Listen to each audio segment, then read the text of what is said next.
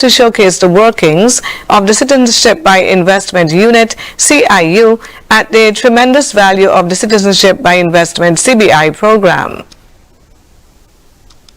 I don't think that we presently engage with the public as much as we should, and perhaps that is why there are some misgivings, misconceptions about the whole question of citizenship by investment. As we overhaul the program and the unit, that is one of the areas that we intend to address by putting in place a communications unit that would get the message out. Mr. Martin said that the local messaging will raise public awareness about the importance of CBI, what it does for the country and what it does for them. When you consider that CBI contributes about 35% of the GDP, then obviously it's doing a lot to develop the country and develop the people. The CBI head said that mounting billboards at project sites supported by the CBI is a good way of showcasing where investments have been made. Also under consideration is the regular publication of a document outlining statistics such as the number of applicants, number of applications approved, revenue generated under CBI, and more. Premier of Nevis, the Honorable Mark Brantley, is admonishing the populace to guard against complacency as they enjoy the gains of those who sacrificed much to achieve an independent St. Kitts and Nevis. He was speaking during a special sitting of the Nevis Island Assembly to commemorate the 40th anniversary of St. Christopher and Nevis, held on Thursday. But I want to sound a word of warning to all of our people, Madam President, that we do not take this island and this country for granted. That we do not take the gains that we have made for granted. That we do not assume that aura of entitlement that some of us seem to have adopted. That we recognize that only through continued effort and continued commitment to nation building will we be able 40 years from now to say that this island and this country continue to progress from strength to strength. According to the Premier, development is a continuum and it is important that each person making a contribution to nationhood and the development of St. Kitts and Nevis should be recognized and applauded. We have a country today because of the foundation laid by those who were brave, who were strong.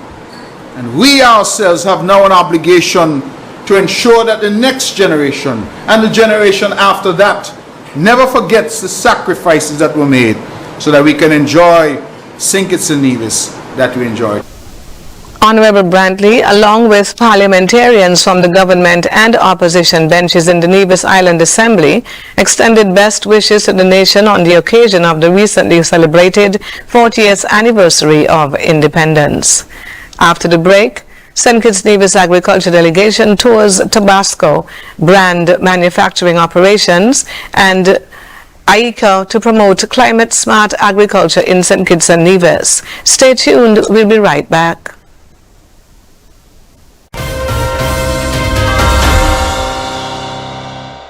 Of agriculture. Here are your Horses Value Mart IGA specials running September 21st through October 4th. The more you shop, the more you save. Get double points on all grocery food items and meats until the end of September, and in the month of October, double points on dairy and grocery non-food items. Now our Value Club Blue Tag specials. Bigelow teas $10.99. Essential Everyday Grated Parmesan cheese $11.99. Yoplait yogurt $3.99. Blue Ribbon ice cream tubs $32.99. Renews it, adjustable air freshener $7.49. And now our very low weekly value deals. Essential everyday 100% apple juice $8.99. Old Orchard apple cocktails $9.99. Arm & Hammer deodorant $7.99. White Rain shampoos and conditioners $4.99. Shop smart, shop value mart and get double points for more rewards today. Continuamos con las recompensas durante el mes de octubre. Recibirá puntos dobles cuando haga sus compras aquí. Sea listo y haga sus compras aquí en Value Mart. Meet the Johnson family, living a good life. How are they able to afford all this? By switching their mortgage to National. And you too can take advantage of this great offer. Yes, National Bank's Switch Mortgage will make your dreams a reality with the lowest interest rates guaranteed. You will have more disposable income than ever before. Imagine the possibilities. National Bank Switch Mortgage makes all the difference. Come home to National Bank and get your Switch Mortgage today. Limited time offer. Terms and conditions apply.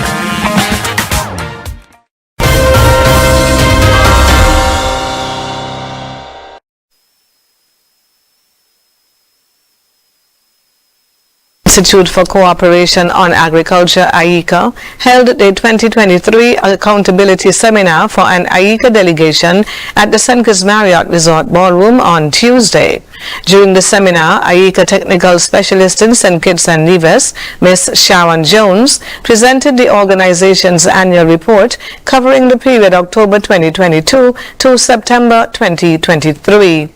As the country faces challenges posed by effects of global climate change through its St. Kitts and Nevis Climate Smart Agriculture Project, SKNCSAP, AICA has a project that will promote climate smart agriculture initiative targeting 4,241 direct beneficiaries in the Federation. It is still in the concept note phase, having first been submitted by the accredited entity Caribbean Community Climate Change Center in September 2022 and again in December of 2022. According to Ms. Jones, the strategy, which is currently undergoing corrections to be resubmitted later this year, will transform the agriculture sector by offering a strengthened enabling environment for climate-smart agriculture at national, community, and farm levels. She further pointed out that some of AICA's territorial development and farming successes in the Federation include capacity building in climate-smart agriculture production and marketing to improve food security and promote independent living of persons with disabilities. At the end of her presentation, Ms. Jones presented the printed 2023 annual report to Minister of Agriculture in Nevis, the Honorable Eric Evelyn, after which stakeholders were involved in discussions. A delegation from the Ministry of Agriculture was recently given an exclusive in-depth tour of McHenry Company's agricultural growing operations and food manufacturing facilities on Avery Island along the coast of Louisiana, United States. The company is the owner and manufacturer of Tabasco brand food products. The tour was led by Her Excellency Hadia Claxton, Special Envoy for Investment, Development and International Business Relations, who is also the Chief Legal Officer of the company, and the company's President and CEO, Harold Osmond III. The delegation was comprised of Minister of Agriculture et al., Honorable Samuel Duggins, Permanent Secretary in the Ministry of Agriculture, Miguel Fleming, and the Technical Officer in the Ministry of Agriculture, Ronald King. In addition to being given a special behind-the-scenes tour of the main processing plant, the delegation was educated on the company's pepper mash aging process as they toured the mash warehouse. They were also given a tour of the pepper growing fields on Avery Island and a tasting opportunity of the pepper product at the early and advanced stages of aging. The officials also met and dialogued extensively with individuals from the Agriculture Division, affording them the opportunity to glean and a wealth of useful information about topics such as crop DNA, growing techniques, and food processing and its equipment requirements. The company has been in operation for over 150 years and has amassed an immeasurable amount of expertise in agricultural growing and food manufacturing. Currently, the company's Tabasco brand products are distributed in over 195 countries and territories worldwide. Coming up, St. Lucia Substance Abuse Secretariat puts parents on notice as new narcotic substances enter the region. Stay tuned.